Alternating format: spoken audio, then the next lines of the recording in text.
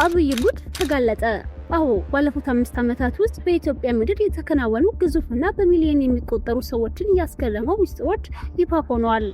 ሀገሪቱ በጦርነት በዋጋ ግሽበትና በፖለቲካ ውጥረት ውስጥ ባለችበት በዚህ ዘመን በስተጀርባ የተሰሩት አስደናቂ ሜጋ ፕሮጀክቶች መላውን ዓለም እያስገረሙ ነው። አንዳንዶች የኢትዮጵያ ትንሣኤ ይሏቸዋል፣ ሌሎች ደግሞ ህዝቡ እየተራበ የሚሰሩ የቅንጦት ስራዎች በማለት ይተቿቸዋል። ለመሆኑ ዶክተር አብይ አህመድ ባለፉት 5 ዓመታት በቢሊዮን ዶላሮች የሚቆጠሩ ምን ሰሩ?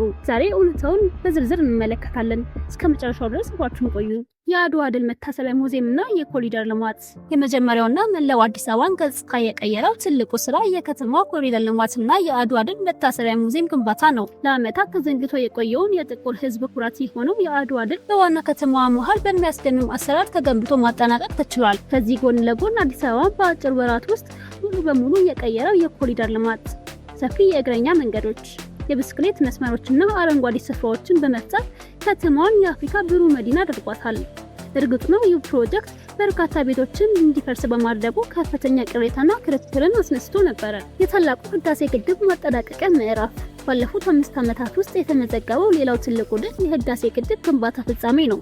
ምንም እንኳን የውጭና ውስጣዊ ጫናዎች ቢበዙም የውሃ ሙሌቶቹ በተሳካ ሁኔታ ተጠናቀው ግድቡ በአሁኑ ወቅት ከ5000 ሜጋዋት በላይ የኤሌክትሪክ ኃይል ማመንጨት ጀምሯል።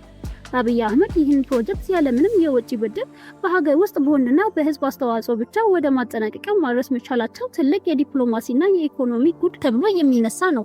ፕሮጀክት ይህ ደግሞ በሚስጥራዊነቱና በግዙፍነቱ ብዙ የተባለለት ፕሮጀክት ነው። ከ500 ሄክታር በላይ መሬት ላይ በየካ ኮረብታዎች ላይ እየተገነባ ያለው የጫካ ፕሮጀክት አዲስ ዘመናዊ ቤተመንግስትን፣ የሰው ሰራሽ ሐይቆችን፣ የቅንጦት ሆቴሎችንና ዘመናዊ የሳተላይት ከተማን ያካተተ ነው።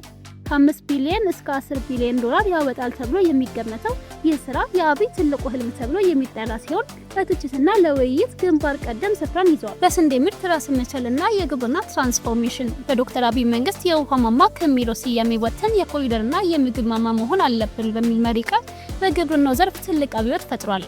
በተለይም በበጋ መስኖ ስንዴ ልማት ሀገሪቱ ለዓመታት ከውጭ የምታስገባውን ስንዴ አስቀምጣ ወደ ውጭ ሀገር መላክ የምትችልበት ደረጃ ላይ መድረሷ ባለፉት 5 ዓመታት ከተመዘገቡት ድንቅ ስኬቶች አንዱ ነው። የዲጂታልና የአይቲ ልማት ኢትዮጵያ ወደ ዲጂታል መለወጥ ሌላው የተያዘው ግብ ነው። የብሔራዊ ዲጂታል መታወቂያ ተገባበር፣ የኮሚኒኬሽን መረጃዎች ማዘመኛዎችና የሰው ሰራሽ አስተዋይነት ወይም አርቲፊሻል ኢንተለጀንስ ኢንስቲትዩት ማቋቋም ሀገሪቱን በቴክኖሎጂ ዘርፍ የአፍሪካ መሪ እያደረጋት ይገኛል። ጠቅላይ ሚኒስቴሩ በአፍሪካ ህብረት የዲጂታል ጤናና የኤአይ ሻምፒዮን ተደርገው መመረጣቸው የዚህ ማረጋገጫም ነው። እንግዲህ የዶክተር አብይ ጉድ ይህንን ይመስላል።